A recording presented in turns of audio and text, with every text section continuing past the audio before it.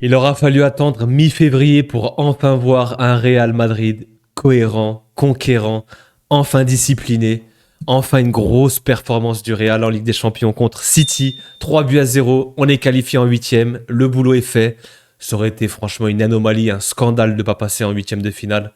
Et on a fait le boulot au match aller 3-2. J'étais un petit peu inquiet pour ce match retour. Je me posais des questions après le 4-0 de Manchester City contre Newcastle, contre les Magpies. Une belle équipe de Newcastle. On se dit peut-être que City va revenir revanchard. Et au final, on a été sérieux. Première mi-temps de patron, rien à dire, cohérente, disciplinée. Le Real a été monstrueux en première mi-temps. La meilleure mi-temps que j'ai vue depuis ce début de saison. Clairement. Un Madrid quasiment avec une mi-temps parfaite. Et en deuxième, on a été un peu plus en gestion. Voilà, on a mis ce troisième but. On s'est pris ce coup franc à la fin sur la barre et puis repris par Nico. Voilà, un peu anecdotique. Mais dans l'ensemble, on a été très très sérieux. J'ai beaucoup aimé l'équipe sur le plan collectif, sur le plan de l'animation, disciplinaire, etc. Franchement, tous les feux étaient au vert ce soir. Ouais, non, franchement, ça fait plaisir de voir un Real qui ressemble enfin à une équipe et pas juste une somme d'individualité. Est-ce que il faut mettre en avant le niveau et la qualité de jeu du Real Madrid ou le côté faible de l'adversité de Manchester City? Je pense que c'est un peu des deux. Pour moi, je pense que c'est un peu des deux. Le Real a quand même rehaussé son niveau ces derniers temps. On l'a vu contre Osasuna, malgré les polémiques d'arbitrage, etc. Dans l'ensemble, dans le jeu, c'était très bien. Et c'est vrai que City, bah, c'est toujours malade, hein. C'est toujours en convalescence, c'est toujours sous perfusion sur le lit d'hôpital. On sort pas de l'hôpital, on continue le traitement. C'est très compliqué pour eux. Et voilà, c'est une équipe qui alterne le chaud et le froid, qui est capable de gagner 4-0 en PL, mais sans prendre 3 en Ligue des Champions. Ça se prend beaucoup de buts. Je crois que c'est depuis fin octobre, depuis qu'ils sont malades, ouais, depuis cette défaite contre Tottenham, c'est 13 défaites, les gars. Toute compétition confondue, City, c'est 13 défaites. C'est énorme. Jamais on n'aurait pensé ça. Et ce soir, honnêtement, ils ont été inexistants. Le niveau de Manchester City, les gars, je suis désolé, c'est calamiteux, désastreux. Vous pouvez utiliser tous les adjectifs que vous voulez, les gars. J'ai jamais vu cette équipe dans cet état-là. Et c'est très inquiétant pour eux. On sait que c'est une équipe qui est en fin de cycle, qui ronronne, etc. Guardiola, ça fait un moment qu'il est là. Peut-être que son message passe plus, on ne sait pas. Il a renouvelé cet automne en plus. Voilà, on sait que cette équipe c'est terminé, il faut du renouvellement. Ils ont commencé déjà cet hiver avec Marmouche, avec Khoussanov et Nico Gonzalez. Les trois étaient sur le terrain aujourd'hui. Ils n'ont pas existé. Ils n'ont pas existé parce que ils ont fait face au très très haut niveau, à l'intensité de la Ligue des Champions. Voilà. Voilà, il leur faudra du temps. C'est des joueurs qui ont des qualités, il n'y a rien à dire, c'est des bons joueurs. Mais là, tu es face au Real Madrid, l'équipe Ligue des Champions, hein, c'est notre jardin. Et là, tu as côtoyé le très très haut niveau. Je dis pas que, pardon, je dis pas que la PL, il n'y a pas d'intensité, il n'y a pas de niveau. Mais là, voilà, tu es en Ligue des Champions, tu es contre le Real, une équipe qui est quand même bien bien solide. On a récupéré Rudiger derrière, etc. On va checker la compo. Mais dans l'ensemble, ouais, c'était beaucoup, la marche était beaucoup trop haute pour City, le Real qui fait le boulot calmement. On n'a pas eu, de montagne russe ou d'arrêt cardiaque ou quoi que ce soit ou de suspense, hein. Au bout de la première mi-temps, c'était bâclé, c'était plié. Donc, on va faire un tour au niveau de la compo. Alors, on avait le retour de Rudiger, forcément courtois dans les buts. Rudiger qui fait son retour en défense centrale, plutôt que prévu, ça fait plaisir. Avec Asensio qui a été maintenu, j'étais très heureux de le voir dans la compo de départ. Valverde qui assure toujours l'intérim à droite en l'absence de Vasquez. Mendy à gauche, on assure toujours Mendy en Ligue des Champions. Bellingham, Tchouaméni qui retrouve son poste de milieu de terrain. Ceballos qui revient aussi titulaire. Et le trio d'attaque, Vini, Mbappé, Rodrigo. La compo est top. C'était la compo qui était prévisible. On avait tous plus ou moins vu cette compo. Si Rudiger faisait son retour, moi j'avais peur de voir Rudiger Tchouaméni. Mais il a maintenu Asensio et ça c'est une très très bonne nouvelle pour le Real Madrid, surtout encore après le match qu'il a pondu encore ce soir. Asensio, on va revenir sur son cas, vous inquiétez pas. La compo est cool, la compo est top. Ceballos, Tchouaméni, Bellingham au milieu de terrain, ils ont été très très bons, ils ont su gérer ce milieu de terrain, la bataille du milieu de terrain face à Nico Gonzalez et Gundogan. Franchement, ils ont été top. Tchouaméni qui retrouve des sensations au milieu. On fera les cas individuels plus tard. Ça, c'était la compo de départ. Maintenant, j'ai quelques slides à vous montrer quand même. Si j'arrive à les retrouver. Hop. Donc, Ça a commencé avec cette ouverture. Déjà, avant de commencer cette ouverture, déjà, en fait, ce qu'il faut savoir, c'est que le début du match, City a monopolisé le ballon. Ils ont confisqué le ballon pendant 5 minutes. Bon, ça, on s'y attendait un petit peu. Le Real et ses débuts de match, c'est toujours compliqué. C'est un diesel, comme je dis. Pour le coup, voilà, ils ont gardé ce ballon, ils l'ont bien fait tourner. Et sur la seule possession qu'on a récupérée, la seule balle qu'on a récupérée, c'est un des tout premiers. Ouais, je pense que c'est une des toutes premières possessions qu'on a. Et on a Asensio qui est face au jeu et qui balance cette passe incroyable. Mbappé qu'on peut voir sur le côté droit de l'écran qui est pas du tout hors jeu, qui part. J'ai plus l'impression que c'est la passe de Asensio qui dicte l'appel. C'est pour ça qu'Mbappé il est pas hors jeu du tout. En général, c'est souvent l'appel qui dicte la passe. Mais là, pour le coup, j'ai l'impression que c'était un peu le contraire. Mbappé qui part et qui arrive à lober. Il y a Ruben Dias qui est complètement aux fraises, je ne sais pas ce qu'il fait.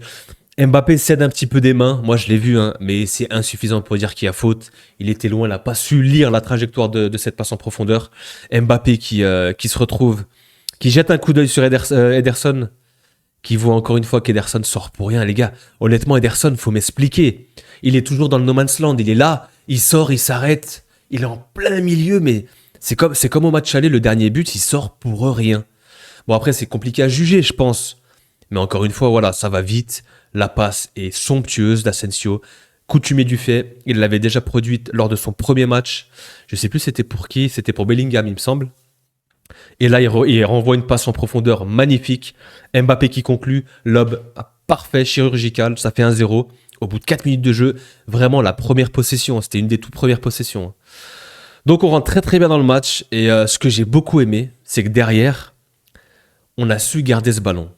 Moi, j'avais peur que City ait cette grosse possession, qu'on subisse, qu'on reste dans notre terrain, agglutiné, bien serré, bien en bloc.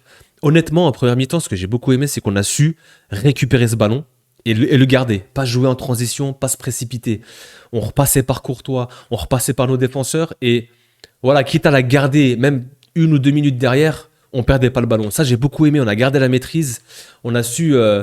dans le jeu de possession, faire face à City. On sait que c'est leur point fort, même si ces derniers temps, ils ont du mal.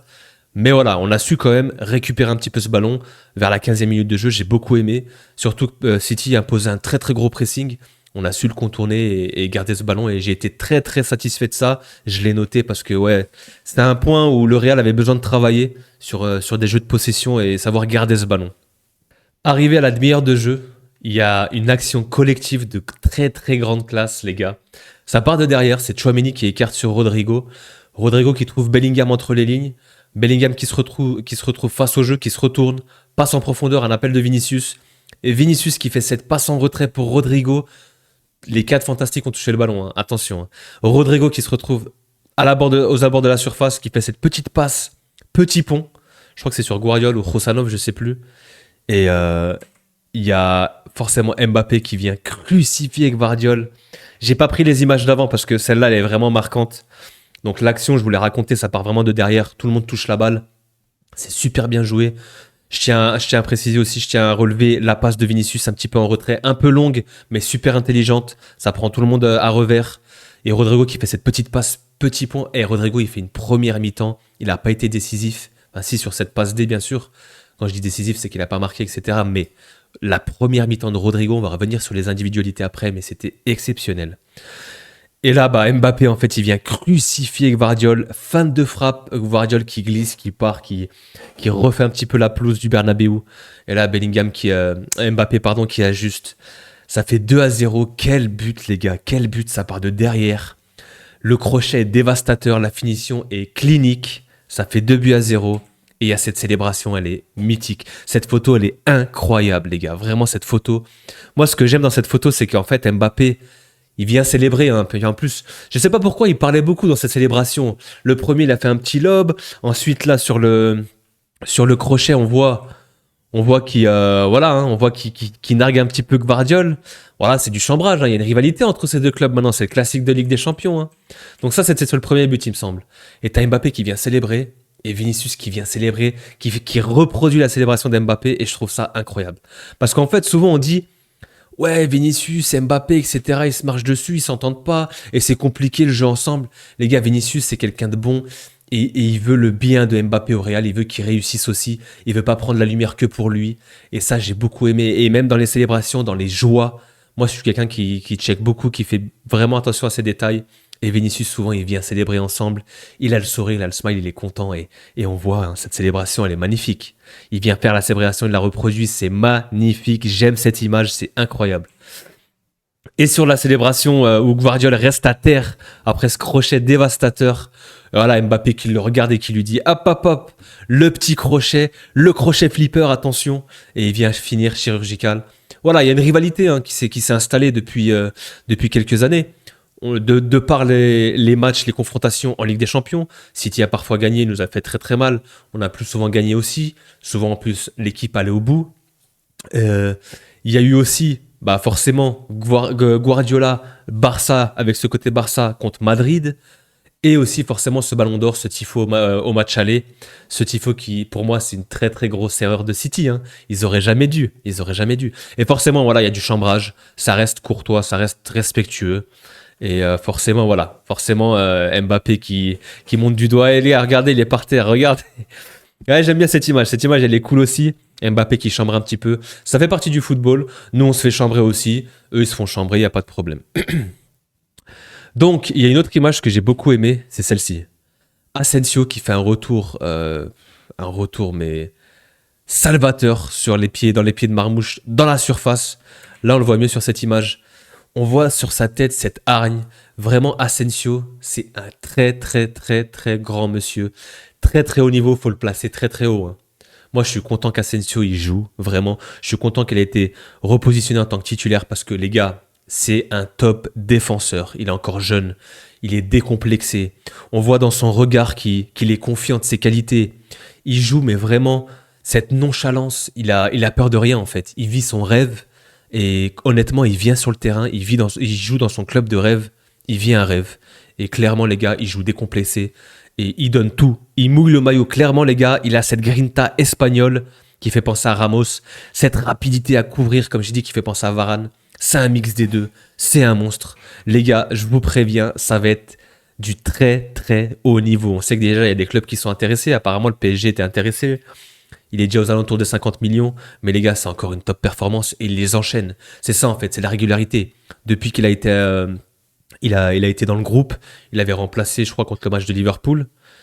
Même contre Liverpool, il n'avait pas été dégueulasse. Il avait montré une belle impression. Depuis, il a toujours joué. Je crois qu'il y a eu un match où il n'a pas joué. Il a toujours joué. Et là, il a gagné sa place totalement méritée. Et vraiment, cette interception sur Marmouche, c'est quelque chose.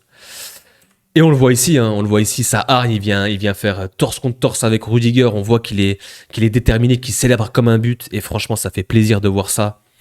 Asensio, les gars, c'est vraiment une grosse satisfaction, une révélation de cette saison avec Madrid. Et c'est clairement pour moi c'est comme une recrue en fait. C'est comme une recrue hivernale, c'est comme un transfert. On l'attendait pas, il est venu combler une absence des blessures et au final, il le fait avec brio. Donc ouais, cette première mi-temps était exceptionnelle, les gars. Franchement, une première mi-temps, mais de très très haut niveau. Le Real a été bon dans tous les compartiments du jeu, défensivement, au milieu de terrain, dans l'animation, offensivement, dans la qualité de passe, dans le jeu de possession. Moi, j'ai rarement vu. D'habitude, je suis le premier à critiquer le Real, de par son jeu collectif, de par ses intermittences dans le match, qui ne savait pas trop gérer ses temps faibles et ses temps forts. C'était souvent sur corps alternatif, c'était chaud, froid. On n'avait pas un Real bon sur 90 minutes. Certes, là, on a eu des temps faibles, mais on a su le faire. Et pourquoi ? Moi, ce que je tiens à souligner, c'est que quand tu as une équipe qui défend tous ensemble, un vrai bloc bien resserré, avec les attaquants qui reviennent, et ben là, clairement, on a une équipe qui est soudée, solidaire, et une équipe cohérente. Et j'ai beaucoup aimé. On sait qu'il y a quelques semaines en arrière, il y a Ancelotti qui a fait un petit coup de gueule sur les joueurs, qui a dit qu'écoutez, tout le monde doit défendre. Tout le monde doit défendre, on doit tous le faire ensemble. Pour aller loin dans une compétition, c'est un collectif, et on doit être solidaire, et tout le monde doit défendre, vous devez faire les efforts. Et voilà, apparemment, il y a eu un gros coup de gueule et les joueurs ont compris. Et on voit bien maintenant, dans les phases défensives sans ballon, on voit bien Mbappé et Vinicius revenir vraiment dans l'axe, devant les milieux de terrain pour fermer cette passe dans l'axe pour les milieux de terrain de City. Et Bellingham qui est toujours sur la gauche, Rodrigo à droite, on vient bien resserrer le bloc, on serre les lignes et ça fonctionne. Ça fonctionne, on a été solide défensivement, On prend ce but à la fin un peu sur un coup franc. Un joli coup franc de Marmouche au passage. Mais globalement, ils n'ont pas été dangereux. Après, contre des grosses équipes, on verra. Mais en tout cas, je suis très satisfait sur le plan collectif. Il y a une amélioration. On est au mois de février. Enfin, j'ai envie de vous dire. Et ouais, non, vraiment très très content de ce que j'ai vu cette première mi-temps. On revient en deuxième mi-temps. Il y avait déjà 2-0. Donc voilà, on avait gagné le match à les 3-2. On met 2-0. Entame et première mi-temps parfaite. Et pour moi, c'était déjà plié parce que vraiment, City n'a rien proposé. City était en galère. Et vraiment, comme j'ai dit, à un niveau méconnaissable. Donc, en deuxième mi-temps, il y a ce but à l'heure de jeu. Il y a Mbappé sur le côté droit, à l'entrée de surface. C'est Foden qui défend sur lui, malheureusement, pour les Citizens. Et il vient faire cet enchaînement. Passement de jambe, pied droit. Il part pied gauche. Et il enveloppe. Pied gauche, mauvais pied. Je- Pardon. Je pense que Ederson peut mieux faire sur cette frappe, honnêtement. Il me semble qu'il la touche, qu'il l'effleure. Mais voilà, c'est très bien joué. Hein. Il s'applique, il cherche la zone. Mauvais pied. Il met la puissance qu'il faut.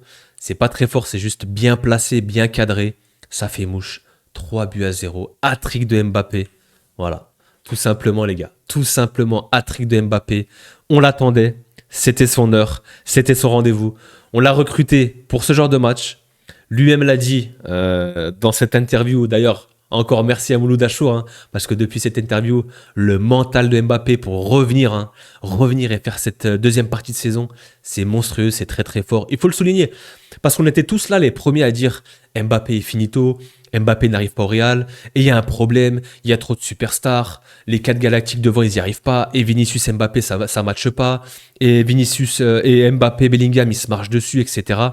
On a tous dit ça, on a tous vu, ça allait pas, lui-même l'a dit, il était au fond du trou, et il a dit, il va se remettre au travail, il va retravailler, et le Real doit être au rendez-vous dans la deuxième partie de saison, dans les matchs très importants à élimination directe. C'en était un ce soir, il a été au rendez-vous, fidèle au poste, il met ce hat-trick contre City, match référence. On attendait un match référence de Kylian Mbappé parce que oui, il a mis des doublés, il a marqué contre des petites équipes, contre Osasuna, il a mis ce but au match aller, forcément oui, avec ce 3-2, un but un peu pas très académique, un peu chanceux. Il a marqué aussi contre l'Atlético Madrid, il a mis des buts ici et là, mais on attendait vraiment ce match référence où il met tout le monde d'accord. Et là, 16e de finale retour, barrage de Ligue des Champions, il vient contre Manchester City, malgré que Manchester City soit malade, malgré que City soit en difficulté cette saison, ça reste City. Ils ont encore mis 4-0 à Newcastle, faut pas oublier. Ils avaient battu Chelsea, ils revenaient un petit peu bien. Faut pas minimiser cette grosse performance, les gars. Ça reste City encore une fois, et le City de Guardiola. Et pour le coup, Mbappé a enfin son match référence, triplé en Ligue des Champions. Il y a bien 7 buts, je crois, donc il revient presque au podium, il me semble. Je crois que le podium, c'est 8 buts, avec Lewandowski et Guirassy. Ouais, ça fait plaisir de voir Mbappé réussir sous la tunique du Real. Vraiment, moi, j'avais le sourire, j'étais heureux de voir Bellingham au côté heureux avec des sourires, Vinicius, etc. Non, vraiment, c'était incroyable. Et puis, on a Guardiola qui en revient pas. Hein. Guardiola qui se dit, bah, en fait, je suis terminé, je suis finito. Il se passe vraiment ça, il regarde l'affichage, il voit vraiment le 3-0, il se dit, c'est terminé. Il se prend la tête à deux mains et peut-être qu'il s'est encore scarifié, je suis pas sûr. Hein. Mais moi j'ai essayé, hein, parce que moi aussi je suis un peu dégarni et c'est vrai que ça va vite, hein, si t'as des ongles, etc. Attention. Hein. Non ouais, franchement c'est assez triste pour City hein, qui sort de cette Ligue des Champions. Honnêtement, c'était prévisible, hein, la qualif du Real était à 1,20 il me semble. City est en grande difficulté cette saison, hein, que ce soit en Ligue des Champions, en PL. Là ils vont pouvoir se concentrer sur la PL, parce que la Ligue des Champions c'est terminé, même s'ils auraient passé ce tour, honnêtement je les aurais pas vus aller bien plus loin. Et ils vont pouvoir se focus sur la Ligue des Champions, sur la PL, pour pouvoir se qualifier justement en Ligue des Champions, je pense. Donc voilà, on a fait le tour de ce match plus ou moins. Donc comme j'ai dit, il y a eu ce coup franc en fin de match, anecdotique. Marmouche a pas vraiment pesé sur cette attaque, hein, malgré son hat-trick aussi contre Newcastle. La marche était un peu trop haute. Il découvre la Ligue des Champions, tout comme Rosanov. Nico Gonzalez, il avait joué avec Porto, il me semble. Voilà, c'est le très très haut niveau. Ces joueurs sont encore jeunes, ils sont pas encore assimilés, ils n'ont pas encore les automatismes réels avec cette équipe de City. Voilà, c'est une équipe qui se reconstruit. Et je pense qu'il faudra vraiment bien checker leur fin de saison. Et je pense City la saison prochaine avec un mercato pourra revenir sur le devant de la scène, il me semble. Je pense, ouais. Donc, on va passer maintenant aux individualités. Donc, les notes. Moi, j'ai pris des notes, les gars. J'ai pris des notes. Et voilà. Ce sont mes notes. Courtois a pas eu grand-chose à faire. C'est pour ça que je le note sur une note de 6. Ce coup franc à la fin, il peut pas faire grand-chose. Il est super bien tapé, ça tape la barre. Il y a Nico qui vient finir. À part ça, il a fait le job. Il a été là quand il faut. Pas beaucoup sollicité, surtout en première mi-temps. En deuxième mi-temps, il y a eu quelques frappes parce que voilà, le Real était en gestion, on laissait un peu la possession à City. Ils ont eu une ou deux frappes, notamment de Phil Foden. Dans l'ensemble, voilà, pas grand-chose à dire pour Courtois. Il a fait ce qu'il fallait, il a fait son job. Je lui mets une note de 6. Valverde à droite assure l'intérim parfaitement. C'est même plus un intérim, hein, c'est un embauché. À droite, je lui mets une note de 7. Il a été sérieux. Il s'est pas fait passer. Franchement, dans l'ensemble, il a été très très sérieux. Il remplit ce rôle à la perfection. Je suis très content de lui à droite, très rapide, très soyeux aussi. Il est capable de jouer vers l'avant, de jouer, de repiquer un peu mieux de terrain. Il se projette parfois. On l'a vu quelques fois, notamment avec ce centre à un moment pour Mbappé, un centre magnifique dans la bonne zone. Ouais, rien à dire. Valverde, top match. Asensio, incroyable. Comme j'ai dit, les gars, c'est vraiment top défenseur. Honnêtement, j'ai vu des stats. Il me semble que il fait partie des meilleurs défenseurs top 3 dans les interceptions, dans les duels, etc. Vraiment, les gars, c'est une révélation et je suis tellement heureux de l'avoir. C'est un secteur où on est vraiment dépeuplé. Clairement, on est dépeuplé. On a des blessés partout, hein, que ce soit Militao, que ce soit Carvajal, Rudiger qui vient juste de revenir, Alaba qui est blessé, et lui qui vient et qui montre ce niveau qui, franchement, il n'y a rien à dire. C'est vraiment une révélation. Top performance encore d'Asensio. Il est coutumier du fait, il enchaîne que des gros matchs. Pour moi, il a gagné sa place de titulaire, je veux rien savoir. Il doit jouer tous les matchs. Vraiment, il doit jouer impérativement. Je me répète à chaque fois, mais je pense que même Ancelotti a commencé à le comprendre. Il voit lui-même les matchs et il voit qu'Asensio, vraiment, il a sa place au Real Madrid pour être titulaire et pour jouer même en Ligue des Champions, etc. Rudiger qui revient, qui fait un bon match, sérieux. Il n'a pas fait d'erreur, etc. Il a été solide. On attendait ce match-up avec Haaland. Haaland qui était blessé apparemment. Donc ouais, Rudiger, pas grand-chose à faire, sérieux aussi. Mendy, je lui mets note de 6 parce que voilà, toujours un peu neutre. Quelquefois, je l'ai quand même vu se projeter. Il a osé dédoubler avec Vinicius, etc. Mais dans l'ensemble, voilà, neutre. Des mauvaises passes encore, je lui mets note de 6. Ceballos, monstrueux encore une fois. Il a pu se reposer le dernier match contre Sasuna. Et là, honnêtement, c'est du Ceballos tout craché. Hein. Agressivité, conduite de balle, jeu vers l'avant. J'aime beaucoup son jeu vers l'avant. Ses passes précises, bien claquées au sol, plat du pied. Franchement, Ceballos, pareil, il commence à s'installer vraiment. Et je pense qu'il a pris la place à Camavinga. Tchouaméni qui faisait son retour au milieu de terrain. Top performance. Franchement, moi, j'attendais Tchouaméni aussi. Honnêtement, j'ai les deux duos là. Asensio-Rudiger, c'est très compatible. J'aime beaucoup ce duo. Tchouaméni-Ceballos, c'est pareil. Cette association de joueurs, j'aime beaucoup les deux duos. Pourquoi? Je m'explique. Tchouaméni et Ceballos, c'est deux profils vraiment différents. Ça match, c'est compatible. On a un Tchouaméni qui est dans le volume de jeu, dans le physique, dans le combat. Et on a Ceballos qui est plus, lui aussi qui sait faire preuve d'agressivité, mais il est plus dans la construction, dans les passes, dans le jeu vers l'avant. Et c'est compatible. Franchement, ça fonctionne et je suis content. Il faudrait peut-être continuer à leur faire confiance. Et derrière, c'est pareil. On a un Rudiger qui est lui aussi dans le combat, dans l'agressivité, et un Asensio qui est là pour couvrir très rapide. Hein. Et lui aussi, il a cette côté grinta, etc. Les deux se complémentent bien aussi. Donc ouais, je suis très content de ces deux duos. Bellingham, voilà, je suis un peu mitigé. Il a fait un bon match, mais un peu discret. Il est passé un petit peu à côté de son match. Je ne l'ai pas forcément vu. Il a été là sur le deuxième but. Il a fait le job. Il a fait la liaison entre la défense et l'attaque, comme d'habitude. Mais voilà, un petit peu en dessous, un petit peu discret, mais il a fait son match. Ni plus ni moins. Il n'a pas été extraordinaire. Il n'a pas été nul. Donc, ouais, neutre. Je lui mets une note de 6,5. Rodrigo, les gars, sa première mi-temps, c'était monstrueux. Rodrigo, encore une fois, les conduites de balle, le toucher de balle, l'intelligence de jeu, le QI football, c'est vraiment un plaisir de le regarder jouer. À chaque fois, je me répète, mais Rodrigo, c'est le cerveau de l'attaque et la qualité de balle. Il perd pas un ballon, hein, ça c'est sûr. Et vraiment, cette intelligence, cette passe pour Mbappé, elle est magnifique, petit pont. Vraiment, il a une finesse, il a un flair. J'adore ce joueur, je le kiffe et j'espère vraiment qu'il va prolonger, qu'il va rester chez nous. Vinicius, je lui mets une note de 7. Très disponible, encore une fois.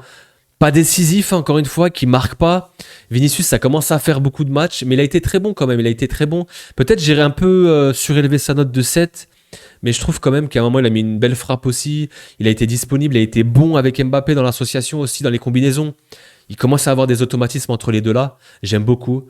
Ouais, non, honnêtement, Vinicius, j'aurais pu lui mettre 6,5 comme Bellingham en vrai. Je lui ai mis 7, mais j'aurais pu lui mettre 6,5 comme Bellingham. Et Mbappé, je lui mets 9. J'aurais très bien pu lui mettre 10, honnêtement. Hat-trick. On le voit sur la photo là, hein, qui vise bien. Honnêtement, ça fait plaisir de voir un Mbappé qui qualifie le Real Madrid contre City en huitième de finale. Les matchs à élimination directe. C'est ce qu'on voulait, c'est ce qu'on veut. Mbappé répond présent. Parce que les gars, dans le scénario inverse, si le Real se fait sortir ce soir et qu'Mbappé n'est pas bon, on est les premiers à lui tomber dessus. Mbappé qui arrive au Real, et le Real ne se qualifie pas. Le Real qui gagne sans Mbappé, mais qui perd avec Mbappé. Là, honnêtement, les gars, faut le dire, il met un trick. Il est bon dans le jeu en plus, c'est ça. Hein. C'est pas juste il a mis un trick et dans le jeu, on l'a pas vu. Dans le jeu, il a été très, très bon dans le contenu. Il n'a pas perdu de ballon. Dans les combinaisons, comme j'ai dit avec Vini, il était très, très bon aussi. Et ouais, ça vient se concrétiser avec ce troisième but magnifique, avec cet enchaînement et cette frappe du gauche. Non, honnêtement, je suis très content pour lui. Il faut qu'il continue. Il y aura des gros matchs qui vont arriver, un gros calendrier encore une fois. Et d'avoir un Mbappé à ce niveau ouais, non, honnêtement, ça fait plaisir et je pense qu'il va continuer. J'espère en tout cas qu'il va continuer à performer, à mettre plein de buts.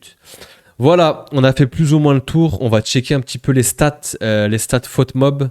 On va aller vite fait faire un petit tour. Hop. Donc, 3 buts à 1, 1,82 d'XG contre 1,38. 50-50 au niveau de la possession et des XG, plus ou moins. 15 tirs et 2 cadrés. Ouais, il n'y a pas eu beaucoup de tirs cadrés, hein, mais beaucoup de tirs. Donc globalement, voilà, comme j'ai dit, hein, 9,7 pour Mbappé, Vinicius à 7,2. Ouais, ça se rejoint un petit peu dans les notes. Hein. Ça se rejoint plus ou moins. J'avais mis 8 pour Asensio. Ah ouais, 8-3 quand même pour Valverde. Elle était très chaud. C'est vrai qu'il y avait cet assist. Il y a cette passe décisive aussi pour Asensio. Passe décisive aussi pour, faut le souligner, pour Rodrigo. Donc ouais, en face, ouais, c'était compliqué hein, pour les jeunes, comme j'ai dit, Roussanov, Savigno, pareil, invisible, Marmouche. Voilà, il était disponible, mais c'est compliqué. Il était un peu esselé devant. Foden, faut m'expliquer, hein, faut ouvrir son dossier au bout d'un moment. Hein. Meilleur joueur de PL la saison dernière, invisible. Hein. Il tente encore une frappe de 35 mètres, mais une frappe de dépit. Non, franchement, il y a un problème à City et j'espère pour eux qu'ils vont se relever parce que là, c'est très compliqué. Hein. Ouais, Gvardiol qui se fait manger sur ce crochet dévastateur de... Ouais, non, on va checker les matchs à venir. On va pas faire non plus une heure de débrief. Donc, on fera peut-être un retour sur les autres matchs aussi. Donc, non, là c'est le Real Madrid. Donc, les matchs à venir, voilà. Donc, dimanche 16h15, pardon, on reçoit Gijón, on joue encore au Real, ça fait plaisir. On reçoit 2 fois, après City, ce sera Gijón. Attention à Gijón, hein. On se retourne sur la Liga, les gars. Il faut vraiment reprendre des points parce qu'au classement, on sait que le Barça est repassé devant, à la différence de but, etc. Là, il faut rassurer le championnat. Je sais, il y a un très très gros calendrier, mais il faut être sur tous les tableaux. Il faut être sur tous les tableaux. Tu t'appelles le Real Madrid, tu joues dans toutes les compètes. Il faut être sur tous les tableaux. Donc, ce sera Gijón en Liga. Là, le job est fait, magnifiquement même avec la manière. Ensuite, après ce match de Liga, il y aura le déplacement à la Sociedad, Copa del Rey. Il me semble que c'est demi-finale aller. Et il y aura le demi-finale retour. Ensuite, c'est déplacement à Betis. On réceptionne Vallecano, match retour. Belle équipe de Vallecano, on l'a vu contre le Barça. Déplacement à Villarreal. On reçoit les Ganes. Match retour de Real Sociedad. Là, les gars, il y a un enchaînement de 5, 6, 7 matchs. Ça va être chaud. Hein. Il y a de la Liga, il y a de la Copa. Match aller, match retour. La Ligue des Champions, on aura le tirage vendredi, les gars. Vendredi, tirage. Soyez présents. On verra qui c'est qu'on tire entre l'Atlético Madrid et le Bayer Leverkusen. On verra. Ouais, ça peut être un derby madrilène, ça peut être très très chaud. Ou ça peut être contre Leverkusen avec Xabi Alonso. En tout cas, les gars, ça fait plaisir. Vamos. Je ne l'ai pas sorti au début, mais je le dis. Vamos, ça fait plaisir. On est qualifié. 8e de finale.